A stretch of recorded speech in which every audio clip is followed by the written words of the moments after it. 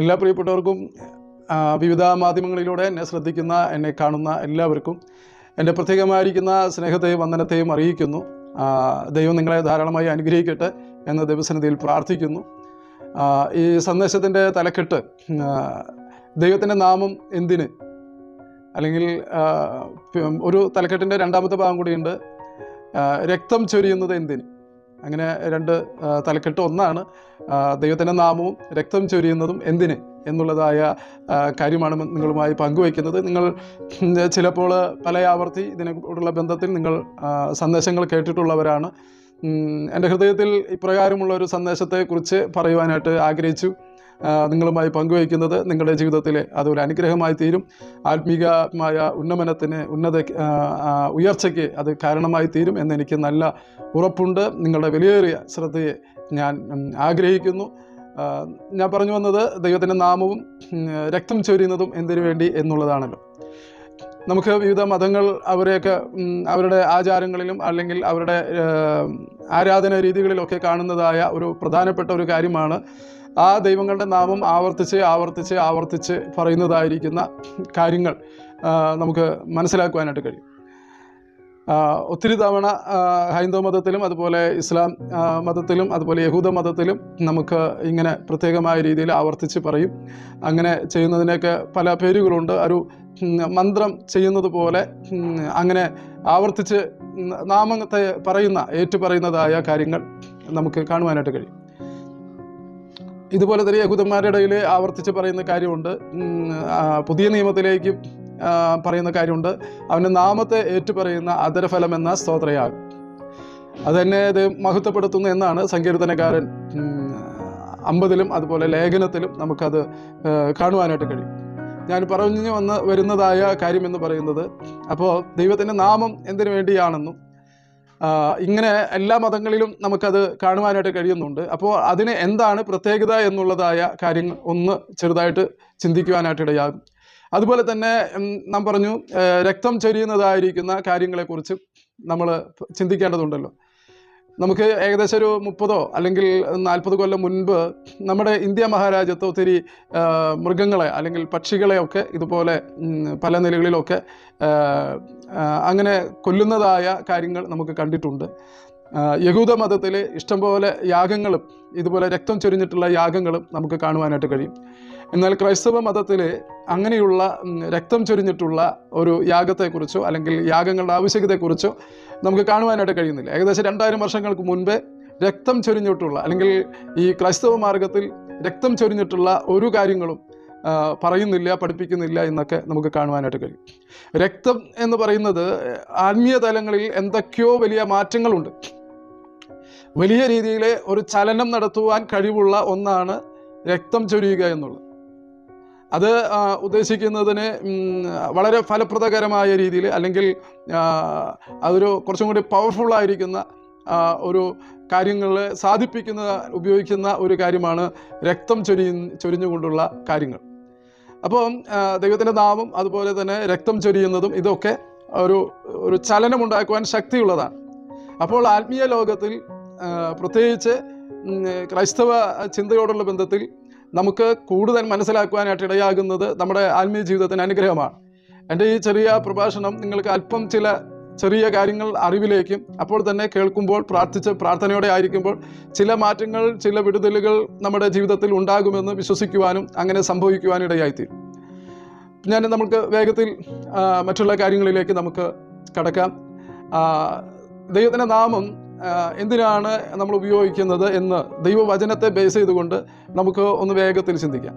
യെശയ്യാവിൻ്റെ പുസ്തകം 12-ാം അധ്യായം അതിൻ്റെ 4 മുതൽ 6 വരെയുള്ള വാക്യത്തിൽ നമുക്ക് കാണുവാൻ കഴിയുന്ന അല്ലെങ്കിൽ വായിക്കുവാൻ കഴിയുന്നതായ ഒരു കാര്യം എന്ന് പറയുന്നത് 4 കൂട്ടം കാര്യങ്ങൾ, 4-5 കൂട്ടം കാര്യങ്ങൾ അവിടെ നമുക്ക് കാണുവാനായിട്ട് കഴിയും. ഞാനത് വായിച്ചുകൊണ്ട് പറയുന്നില്ല, കാരണം സമയം വൈകണ്ട എന്ന് വിചാരിച്ചു. അപ്പോൾ ഞാൻ ഓർഡർ തെറ്റായിട്ട് വരാൻ സാധ്യതയുണ്ടാകും. അതിൽ ഞാനിപ്പോൾ പറയാൻ പോകുന്ന ഒന്നാമത്തെ കാര്യം അത് ഓർഡറല്ല. ഒന്നാമത്തെ കാര്യം വിളിച്ചപേക്ഷിക്കുവാൻ വേണ്ടിയുള്ളതാണ്. അപേക്ഷിക്കുവാനായിട്ട്. അപ്പോൾ ജീവനുള്ള ഒരു ദൈവമുണ്ടെങ്കിൽ ആ ദൈവത്തെ കണ്ടെത്തുവാനായിട്ട് ഇടയാകണം. അത് അന്വേഷിച്ചാൽ കണ്ടെത്തുവാനായിട്ടിടയാകും. ദൈവത്തിൻ്റെ വചനം പറയുന്നത് അതിനാണ് മനുഷ്യനെ ദൈവം സൃഷ്ടിച്ചിരിക്കുന്നത്. സത്യദൈവത്തെ കണ്ടെത്തുവാനായിട്ട് ഒരു മനുഷ്യൻ്റെ അടിസ്ഥാനപരമായിരിക്കുന്ന ഉത്തരവാദിത്വം എന്ന് പറയുന്നത് സത്യദൈവം ഏതാണെന്ന് കണ്ടെത്തുവാനായിട്ടിടയാകും. അങ്ങനെ കണ്ടെത്തി അത് ആരാണെന്ന് തിരിച്ചറിഞ്ഞ് ആ നാമം വിളിച്ചപേക്ഷിക്കുമ്പോൾ ജീവനുള്ള ദൈവം, സത്യദൈവം നമ്മുടെ പ്രാർത്ഥന കേൾക്കുവാനായിട്ടിടയാകും. നമുക്കറിയാം, ഒരു കൂട്ടത്തോടെ നമ്മൾ ഒരുമിച്ച് പോവുകയാണെങ്കിൽ എൻ്റെ പേര് ആരെങ്കിലും വിളിച്ചു കഴിഞ്ഞാൽ ഞാൻ ആ നിൽക്കുവാനായിട്ടിടയാകും. ആരാ വിളിച്ചത്, എന്തിനാ വിളിച്ചത് എന്നൊക്കെ ചോദിക്കുവാനിടയായിത്തീരും. ഇതുപോലെ കർത്താവിനെ നാമത്തെ വിളിച്ചപേക്ഷിക്കുമ്പോൾ ജീവനുള്ള ദൈവമായിരിക്കാൻ, സത്യദൈവം അവനായിരിക്കാൻ, പ്രാർത്ഥന കേൾക്കുന്ന ദൈവമായിരിക്കാൻ, തന്നോട് യാചിക്കുന്നവർക്കൊക്കെ നൽകുവാൻ ശക്തനായിരിക്കാൻ ആ നാമം വിളിച്ചു പറയുമ്പോൾ അവൻ ആ പ്രാർത്ഥനാ ശബ്ദം കേൾക്കുവാനായിട്ടിടയാകും. അപ്പോൾ ഒന്ന് വിളിച്ചപേക്ഷിക്കുവാനാണ്, രണ്ടാമത്തേത് നന്ദി പറയുവാനാണ്, സ്തോത്രം ചെയ്യേണ്ടതിന് വേണ്ടിയാണ്. യഹൂദന്മാരുടെ ഇടയിൽ അങ്ങനെ സ്തോത്രം ചെയ്യുവാനായിട്ട് ഒരു പ്രത്യേക വിഭാഗം ആത്മീയ ഗോളത്തിലുണ്ട്, അല്ലെങ്കിൽ പ്രത്യേകമായി അതിന് സമയമെടുക്കുന്നതായിട്ട് നമുക്ക് ദൈവവചനം പറയുവാനായിട്ട് മനസ്സിലാക്കുവാനായിട്ട് കഴിയും. അപ്പം നന്ദി പറയുക എന്ന് പറയുന്നത് മലയാളികളെ സംബന്ധിച്ച് വളരെ പിശുക്കുള്ളവരാണ്, വളരെയധികം പിശുക്കുള്ളവരായിട്ട് നമുക്ക് കാണാൻ കഴിയും. എന്നാൽ ചിലരൊക്കെ വളരെ ചെറിയ കാര്യങ്ങൾക്ക് പോലും നന്ദി പറയുന്ന ശീലമുള്ളവരെയും നമുക്ക് കാണുവാനായിട്ട് കഴിയും. അപ്പോൾ നന്ദി പറയുക എന്നുള്ളത് ഒരു നമുക്ക് വളർത്തുമൃഗങ്ങളെ പോലും നന്ദി കാണിക്കുന്ന ഒരു പ്രകടന സ്വഭാവങ്ങൾ നമുക്ക് കാണുവാനായിട്ട് കഴിയുന്നുണ്ടല്ലോ. ഇതുപോലെ അപ്പം മനുഷ്യനെ സംബന്ധിച്ച് അതിന് മൃഗജാതികളെക്കാളും വളർത്തുമൃഗങ്ങളെക്കാളും ഉന്നതമായ ഒരു സൃഷ്ടിയാണല്ലോ. അപ്പോൾ നമുക്ക് നമ്മുടെ ജീവിതത്തിൽ നന്ദി പറയുക എന്നുള്ളത് എത്രയോ അധികമായിട്ട് വേണ്ടതായ ഒരു കാര്യമാണ്. അപ്പോൾ മനുഷ്യനോട് നന്ദി പറയുന്നവർക്ക് മാത്രമേ ദൈവത്തിനോട് നന്ദി പറയാൻ കഴിയുകയുള്ളൂ. ദൈവത്തിനോട് നന്ദി പറയുന്നവർക്ക് മനുഷ്യരോട് നന്ദി പറയുവാനായിട്ട് കഴിയും. അപ്പോൾ ചെറിയ കാര്യങ്ങൾ പോലും വലിയ കാര്യങ്ങൾ പോലും സങ്കീർത്തനക്കാരൻ പറയുന്നത് സകല ഉപകാരങ്ങൾക്കുമായി ഞാൻ ദൈവത്തെ സ്തുതിക്കുന്നു, നന്ദി പറയുന്നു എന്നാണ് പറയുന്നത്, എല്ലാ ഉപകാരങ്ങൾക്കായി. അപ്പോൾ മറക്കാതെ ഉപകാരങ്ങൾക്ക് നന്ദി പറയുന്ന ഒരു ശീലം യഹൂദന്മാർക്കുണ്ട്. അതിന് പ്രത്യേകമായ സമയം അവർ വേർതിരിക്കുവാനായിട്ടിടയാകും. അതൊരു പ്രത്യേകമായ കാര്യപരിപാടിയാണ്. അപ്പോൾ നന്ദി പറയേണ്ടതിന് ജീവനുള്ള ദൈവത്തെ വിളിച്ചുകൊണ്ട് നന്ദി പറയുവാൻ, സ്തോത്രം ചെയ്യാൻ്റെതിന് വേണ്ടിയുമാണ് അവൻ്റെ നാമത്തെ നൽകിയിരിക്കുന്നത്. മൂന്നാമത്തെ കാര്യം എന്ന് പറയുന്നത് അവൻ്റെ അത്ഭുത പ്രവൃത്തികളെ അറിയിക്കുവാൻ വേണ്ടിയാണ് നാമത്തെ നൽകിയിരിക്കുന്നത് എന്നാണ്. ജീവനുള്ള ദൈവമായിരിക്കാൻ നമ്മുടെ ജീവിതത്തിൽ ദൈവം വലിയ രീതിയിൽ ഇടപെടുവാനിടയാകും, ആപത്തിൽ നിന്ന് രക്ഷിക്കുവാനിടയാകും, നമ്മുടെ പ്രാർത്ഥന കേട്ട് മറുപടി നൽകി തരുവാനിടയാകും, നിശ്ചയമാണ്. അത് കാരണം ജീവനുള്ള ദൈവമാണ് നമ്മുടെ ജീവിതത്തിൽ ഇടപെടുവാനിടയായിത്തീരും. അങ്ങനെ ദൈവം ചെയ്ത നമ്മുടെ ജീവിതത്തിൽ അത്ഭുതകരമായ പ്രവൃത്തികളെ അറിയിക്കുവാൻ നമ്മുടെ സമൂഹത്തിൻ്റെ ഇടയിൽ മാത്രമല്ല ജാതികളുടെ അടുക്കലേക്കും ഒക്കെ ദൈവം ചെയ്ത ഉപകാരത്തെക്കുറിച്ച് പറയുവാനായിട്ട് അത്രേ ഈ ദൈവത്തിൻ്റെ നാമത്തെ നമുക്ക് വെളിപ്പെടുത്തി തരുവാനിടയാകും. അഞ്ചാമത്തെ കാര്യം എന്ന് പറയുന്നത് ഈ ദൈവത്തെ നാമം ഏറ്റുപറഞ്ഞുകൊണ്ട് ദൈവത്തെ ആരാധിക്കാൻ വേണ്ടിയാണ്. അപ്പോൾ ദൈവം പരിശുദ്ധനാണ്, അവൻ വലിയവനാണ്, അവൻ അത്യുന്നതനാണ്, അവൻ സർവശക്തിയുള്ള ദൈവമാണ് എന്നൊക്കെ പറഞ്ഞ് അവനെ ആരാധിക്കുവാൻ വേണ്ടി ഓരോ ദൈവഭക്തന്മാരും ആരാധനയ്ക്ക് വേണ്ടി കൊതിക്കുന്നവരാണ്. രാവും പകലും ആരാധിക്കുന്നതായിരിക്കുന്ന ഒരു കാര്യങ്ങളുണ്ട്. അപ്പോൾ തന്നെ കുടുംബത്തിൽ, വ്യക്തിപരമായി, സഭയായി ഒക്കെ ആരാധിക്കുന്ന പഠിപ്പിക്കൽ നമുക്ക് വേദപുസ്തകത്തിൽ കാണുവാനായിട്ട് കഴിയും. അങ്ങനെയെങ്കിൽ ആരാധനയ്ക്ക് വേണ്ടിയാണ് നമുക്ക് മനസ്സിലാക്കേണ്ടത് ദൈവത്തിൻ്റെ നാമം നൽകി തരുവാനിടയായിട്ടുള്ളത്. അപ്പോൾ ആരാധനയ്ക്ക് വേണ്ടി നമ്മളെ ഒരുക്കുവാനായിട്ട് ഇടയാകണം. ആരാധനയുടെ ഒരു വലിയ അടുത്തൊരു തലത്തിലേക്ക് കടക്കുവാനിടയാകണം. ആരാധിക്കുന്ന തൻ്റെ ജനത്തിന് ദൈവം ശക്തിയും സമാധാനവും നൽകി തരുവാനിടയാകും. പരിശുദ്ധാത്മാവിനെ നൽകി തരുവാനൊക്കെ ഇടയായിത്തീരും. അപ്പോൾ അഞ്ചാമത്തേത് എത്ര എണ്ണമാണ് എന്ന് നമുക്ക് അറിയാമല്ലോ. 1 പ്രാർത്ഥന, 2 നന്ദി പറയുവാൻ, 3 അവൻ ചെയ്ത അത്ഭുത പ്രവർത്തികളെ അറിയിക്കുവാൻ, 4 ആരാധിക്കുവാൻ വേണ്ടി, 5-മത്തേത് അവൻ്റെ നാമത്തെ ജാതികളുടെ ഇടയിൽ പ്രസ്താവിക്കുവാൻ. എന്താണ്?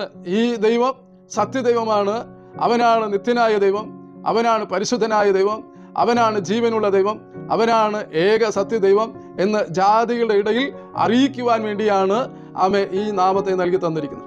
അനേക നാമങ്ങൾ നമ്മുടെ ചുറ്റിലുമുണ്ട്. അനേകർ ദൈവമെന്ന് അവകാശപ്പെടുന്ന അനേക മണ്ഡലങ്ങൾ, വ്യത്യസ്തമായ മണ്ഡലങ്ങൾ നമുക്ക് കാണുവാനായിട്ട് കഴിയും.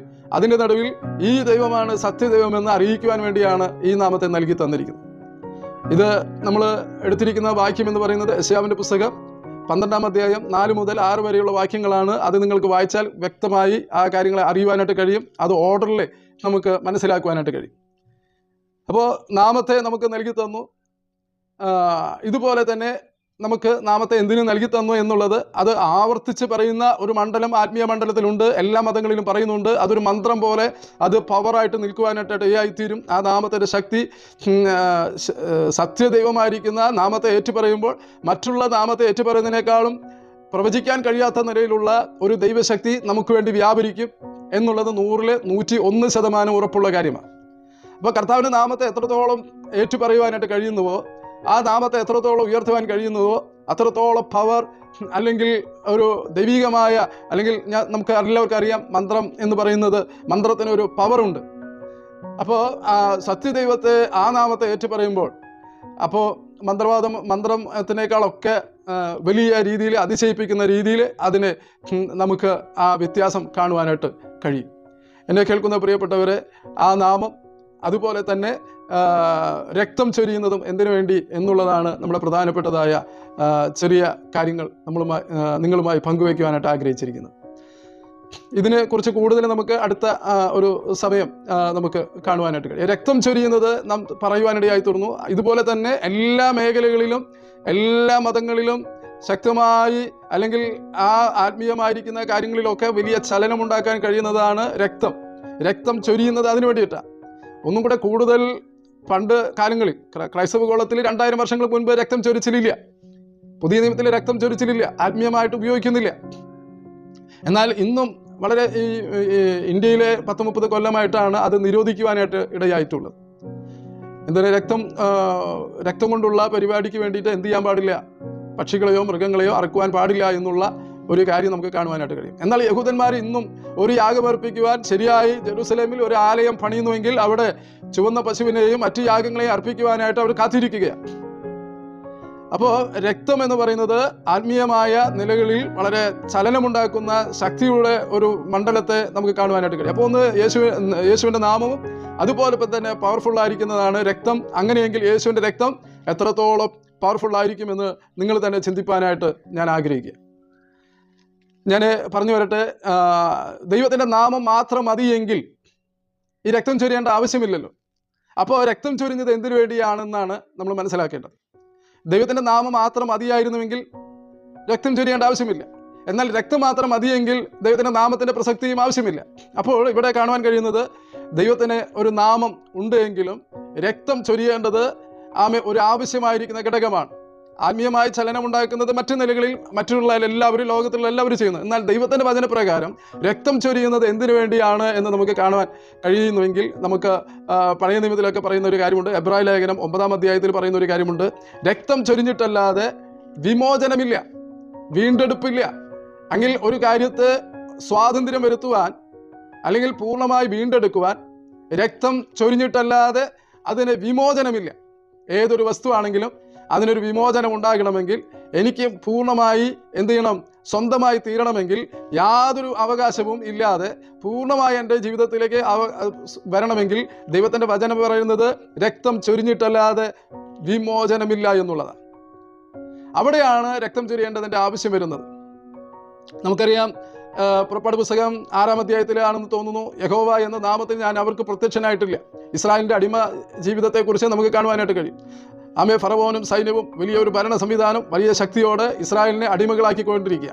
അപ്പോൾ തന്നെ അവരുടെ ജീവിതത്തിൽ വലിയ മന്ത്രവാദത്തിൻ്റെ ശക്തിയാൽ ഇസ്രായേൽ ജനത്തെ ആ നിലയിലും ഞെരിഞ്ഞ് അമർത്തി തകർത്ത് അവർക്ക് കാൽക്കീഴാക്കി കിടക്കിയിരിക്കുക.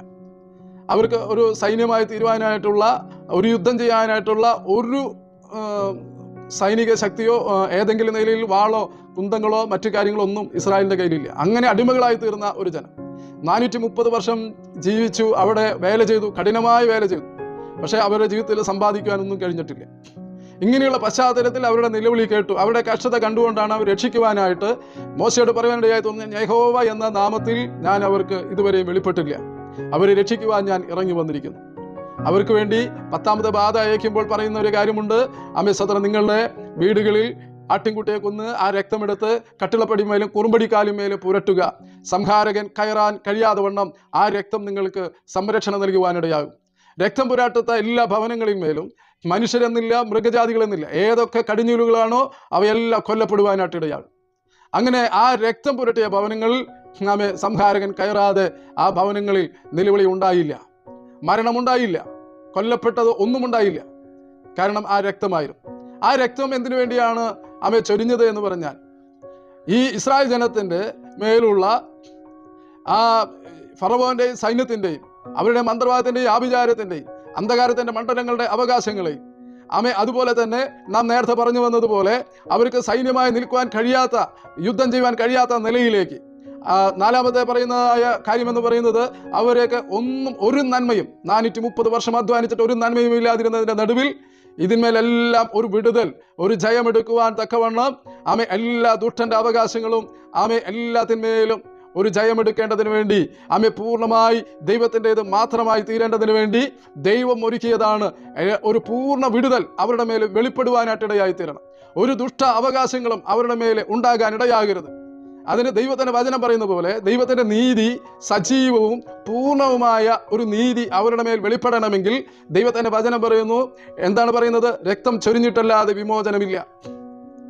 യഹോവ എന്ന നാമമുണ്ട് എങ്കിലും ദൈവത്തിൻ്റെ നീതി, ആ നീതിക്ക് പ്രത്യേകതയുണ്ട്. പൂർണ്ണവും സജീവവുമായ ഒരു ദൈവനീതി വെളിപ്പെടണമെങ്കിൽ രക്തം ചൊരിയണം. ആ നീതി വെളിപ്പെട്ടെങ്കിൽ മാത്രമേ മറ്റ് അവകാശങ്ങളെ പൂർണ്ണമായി ഇല്ലാതാക്കി ദൈവത്തിന് മാത്രം രക്ഷിപ്പാൻ കഴിയുന്ന ഒരു ദൈവത്തിൻ്റെ പ്രവൃത്തി അവരുടെ മേൽ വെളിപ്പെടുവാനായിട്ടിടയായി തീരുക. ഇത് പറഞ്ഞാൽ ഒത്തിരി സമയം പോകുവാനായിട്ടിടയാകും. നിങ്ങൾക്ക് മനസ്സിലായി കാണും എന്ന് ഞാൻ വിചാരിക്കുന്നു.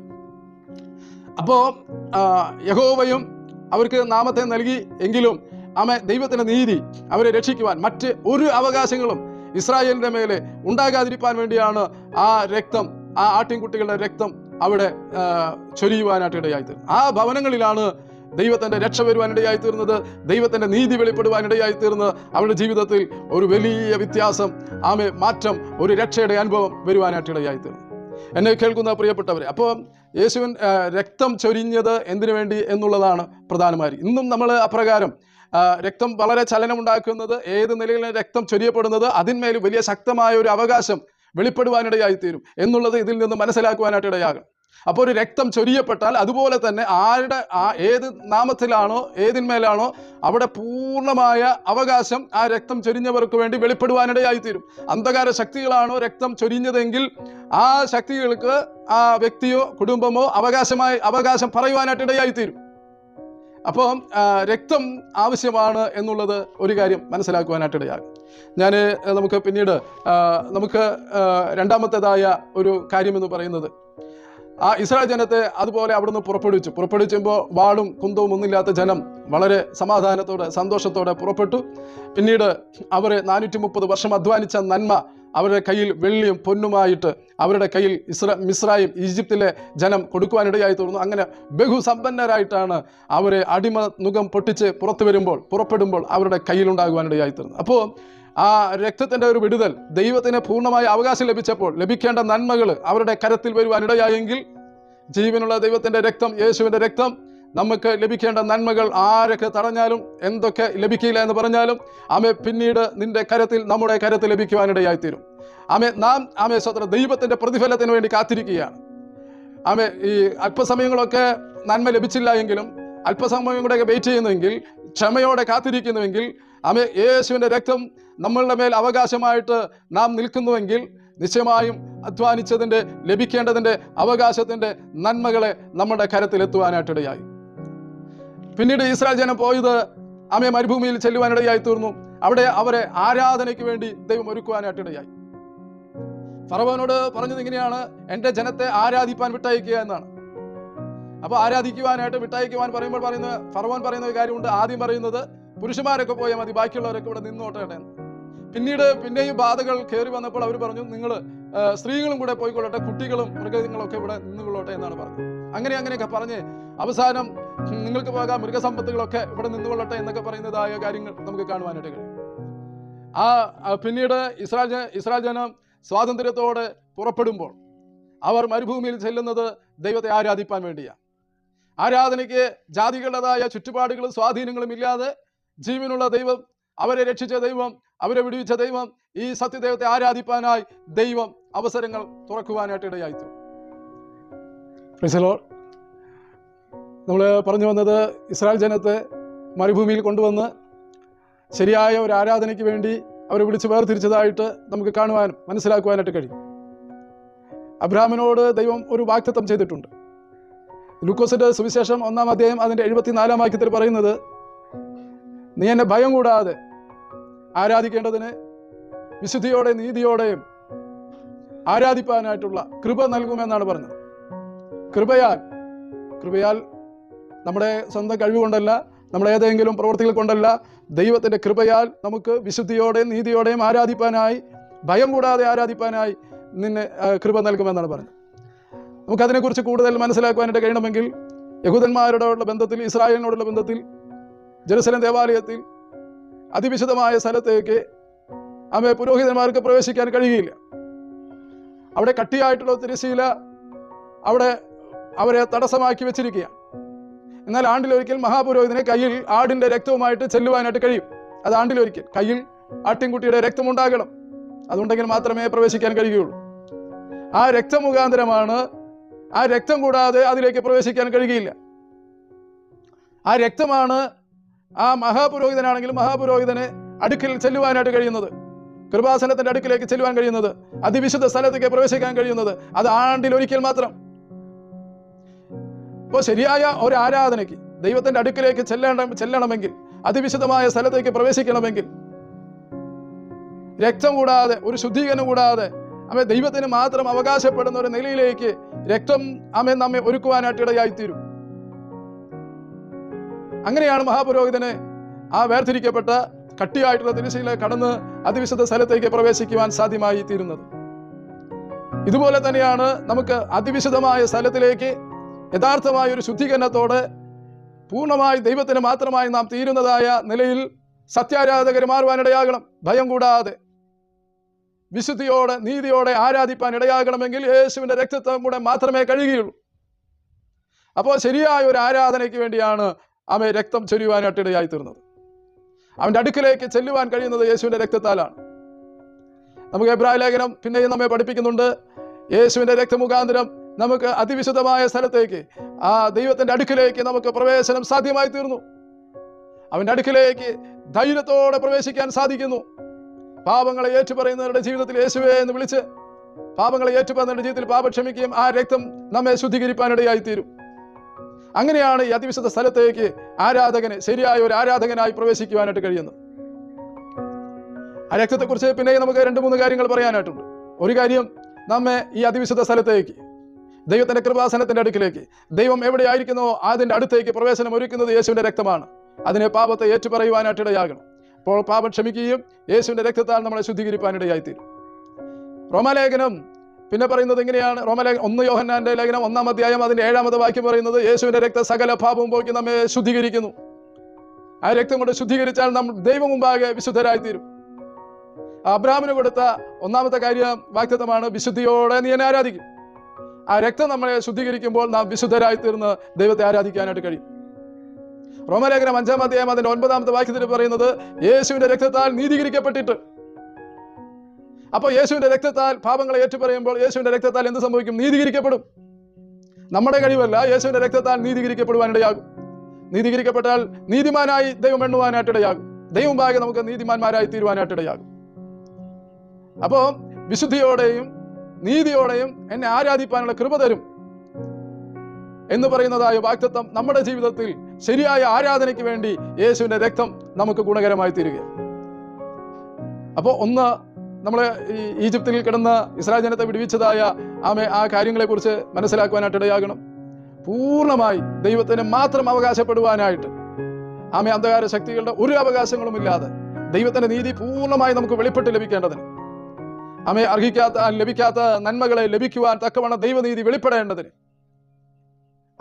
ഈ രക്തം മതിയായതാണ്. യേശുവിൻ്റെ രക്തം അന്ന് ആട്ടിൻകുട്ടിയുടെ രക്തം ചൊരിഞ്ഞതുപോലെ ഇന്ന് നമുക്ക് വേണ്ടി യേശു രക്തം ചിന്തുവാനിടയായി തീർന്നത് ദൈവത്തിൻ്റെ നീതി, ദൈവത്തിന് പൂർണ്ണമായി സ്വന്തമായി തീരേണ്ടതിന് വേണ്ടിയാണ്. രണ്ടാമത്തേത്, സത്യാരാധകരായി, യഥാർത്ഥ ആരാധകരായി അബ്രഹാമിനോട് വാഗ്ദത്തം ചെയ്തതുപോലെ വിശുദ്ധിയോടെയും നീതിയോടെയും എന്നെ ആരാധിക്കും എന്നുള്ള വാഗ്ദത്തം പ്രാപിച്ച് ശരിയായ ആരാധനക്കാരായി തീരുവാൻ ഈ രക്തം യേശുക്രിസ്തു ചൊരിയുവാനിടയായി തീർന്നു. അതിനുവേണ്ടിയാണ് രക്തം ചൊരിയപ്പെടുവാനിടയായി തീർന്നത്. 3, നമുക്ക് സമയം മുൻപിലില്ല, ഞാൻ ഓടിച്ച് പറയുവാനായിട്ട് ഇടയാകും.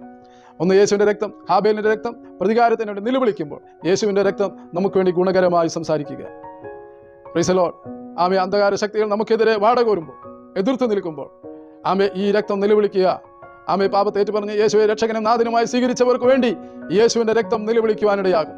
പാപങ്ങളെ ഏറ്റുപറയുന്നവരുടെ ജീവിതത്തിൽ ഈ രക്തം നിലവിളിക്കുവാനിടയായി തീരും. പ്രതികാരത്തിന് വേണ്ടിയല്ല, നമുക്ക് ഗുണകരമായി സംസാരിക്കുന്ന രക്തം. ഈ പാപങ്ങൾക്ക് വേണ്ടിയുമാണ് എൻ്റെ രക്തം ചിന്തുവാനിടയായി തീർന്നത്. ഇവനെ രക്ഷിപ്പാൻ വേണ്ടിയാണ്, ഇവനെ നീതിമാനും വിശുദ്ധനുമാക്കുവാൻ വേണ്ടിയാണ് ഈ രക്തം ഞാൻ ചൊരിയുവാനിടയായി തീർന്നത്. അങ്ങനെ രക്തം നിലവിളിക്കുകയും ഗുണകരമായി നമുക്ക് വേണ്ടി സംസാരിക്കും. ഞാൻ എൻ്റെ വാക്കുകൾ ഇവിടെ നിർത്തുവാൻ കർത്താവിൽ ശരണപ്പെടുക. ദൈവമുമ്പാകെ വിശുദ്ധരാക്കി തീർക്കുവാൻ, നീതിമാന്മാരായി തീരുവാൻ ഈ രക്തത്തിൽ നമുക്ക് ആശ്രയിക്കാം. ഞാൻ പറഞ്ഞു വന്ന നമ്മുടെ തലക്കെട്ട് എന്ന് പറയുന്നത് ദൈവത്തിൻ്റെ നാമവും രക്തം ചൊരിഞ്ഞത് എന്തിനു വേണ്ടിയെന്നാണ്. ദൈവത്തിൻ്റെ നാമം പവർഫുള്ളാണ്. പക്ഷേ രക്തം മുഖാന്തരമല്ലാതെ പൂർണ്ണമായി നമുക്ക് ദൈവത്തിൻ്റെ നീതിക്ക് വചനപ്രകാരം പൂർണ്ണമായി ദൈവത്തിൻ്റെ എന്ന് പറയാൻ കഴിയത്തില്ല. ആ രക്തത്തിൽ നമുക്ക് ആശ്രയിക്കണം. രക്തം ചൊരിഞ്ഞത് അത് നമ്മളുടെ വലിയ ആശ്വാസത്തിനും വലിയ ജയത്തിനും വേണ്ടിയാണ്. നമുക്കറിയാം, നാം പറഞ്ഞു വന്നതുപോലെ അവൻ്റെ നാമത്തെ ആവർത്തിച്ച് ആവർത്തിച്ച് ആവർത്തിച്ച് പറയുവാനായിട്ട് ഇടയാകണം. മന്ത്രം പറയുവാനല്ല, മന്ത്രം പോലെ പറയാനല്ല. പ്രിയസല, അത് ആരാധനയാക്കി തീർക്കാം. അതുപോലെ തന്നെ യേശുവിൻ്റെ രക്തത്തിൽ ആശ്രയിക്കാം, രക്തം ഏറ്റുപറയാം. ഈ കാലഘട്ടം നമ്മൾ ഇടയ്ക്കിടെ നമ്മുടെ പ്രാർത്ഥനാ മണ്ഡലങ്ങളിൽ നമ്മൾ പറയുന്നത് കാര്യം യേശുവിൻ്റെ രക്തത്തെ ഏറ്റുപറയുന്നതായ കാര്യങ്ങളുണ്ട്. ആ രക്തം എന്തിനു വേണ്ടിയാ? ദൈവത്തിന് പൂർണ്ണമായി നമ്മെ അവകാശമായി തീരേണ്ടതിന്. അതുപോലെ തന്നെ പൂർണ്ണവും സജീവമായ ഒരു ദൈവനീതി നമുക്ക് വെളിപ്പെട്ട് നമുക്ക് ലഭിക്കേണ്ടത്. അത് നമ്മുടെ ജീവിതത്തിൽ അനുഗ്രഹമാണ്. അതുകൊണ്ട് യേശുവിൻ്റെ നാമവും യേശുവിൻ്റെ രക്തവും വളരെ പവർഫുള്ളാണ്. ആ നാമത്താലും രക്തത്താലുള്ള ജയവും വിടുതലും ഓരോ പ്രിയപ്പെട്ടവരുടെ മേലും ഉണ്ടാകട്ടെ എന്ന് ഞാൻ ദൈവസന്നിധിയിൽ പ്രാർത്ഥിക്കുകയും ആശംസിക്കുകയും ചെയ്തു. ഒരു വാക്ക് നിങ്ങൾക്ക് വേണ്ടി, ഈ വചനം കേട്ട എല്ലാ പ്രിയപ്പെട്ടവർക്കും വേണ്ടി ഞാനൊരു വാക്ക് പ്രാർത്ഥിക്കട്ടെ. ഞങ്ങളെ സ്നേഹിക്കുന്ന പരിപാലിക്കുന്ന സ്വർഗീയ നല്ല പിതാവേ, ഈ നല്ല സമയത്തിനായി സ്തോത്ര. വചനം കേട്ട എല്ലാ പ്രിയപ്പെട്ടവരെയും ദൈവസന്നിധിയിൽ സമർപ്പിക്കുന്നു. അവരുടെ ജീവിതത്തിൽ നാമത്തിൻ്റെ വിടുതൽ, യേശുവിൻ്റെ നാമത്തിൻ്റെ വിടുതൽ, ആ ദൈവശക്തിയുടെ വിടുതൽ അവർ അനുഭവിക്കട്ടെ. ആ യേശുവിൻ്റെ രക്തത്തിൻ്റെ വിടുതൽ അവരുടെ ജീവിതത്തിൽ അനുഭവിക്കട്ടെ. യേശുവിൻ്റെ നാമത്തെ വിളിച്ചപേക്ഷിക്കുമ്പോൾ, യേശുവിൻ്റെ നാമം ഏറ്റുപറയുമ്പോൾ, യേശുവിൻ്റെ രക്തം ഏറ്റുപറയുമ്പോൾ അത്ഭുതകരമായി ദൈവത്തിന് മാത്രം അവകാശപ്പെടുവാൻ, ദൈവത്തിന് അത്ഭുതകരമായ ഇടപെടൽ അവരുടെ ജീവിതത്തിൽ ഉണ്ടാകുവാൻ, ആശ്വാസവും സമാധാന സന്തോഷം ഉണ്ടാകട്ടെ. അത്ഭുതങ്ങൾ നടക്കട്ടെ. അവരുടെ ജീവിതത്തിലെ കാഠിന്യമേറിയ പ്രശ്നം നിറഞ്ഞ വിഷയത്തിൽ കർത്താവ് ഇടപെടുവാൻ ഇടയായി തീരണം. പ്രാർത്ഥന കേട്ടിരിക്കാൻ നന്ദി. യേശു ക്രിസ്തുവിൻ നാമത്തിൽ തന്നെ പിതാവേ, ആമേൻ. ഒരിക്കൽ കൂടി എൻ്റെ പ്രത്യേകമായ നന്ദിയും സ്നേഹവും അറിയിക്കുന്നു. 2 സെക്ഷനായിട്ടാണ് നമ്മൾ ഈ വീഡിയോ കംപ്ലീറ്റ് ചെയ്യുന്നത്. കാരണം ഇടയ്ക്ക് കറണ്ട് പോകുവാനിടയായി തീർന്നു. അതുകൊണ്ടാണ് ഇങ്ങനെ വേറൊരു ബാക്ക്ഗ്രൗണ്ട് നിങ്ങൾക്ക് കാണുവാനായിട്ട് കഴിയുന്നത്. ദൈവം അനുഗ്രഹിക്കട്ടെ. Praise the Lord.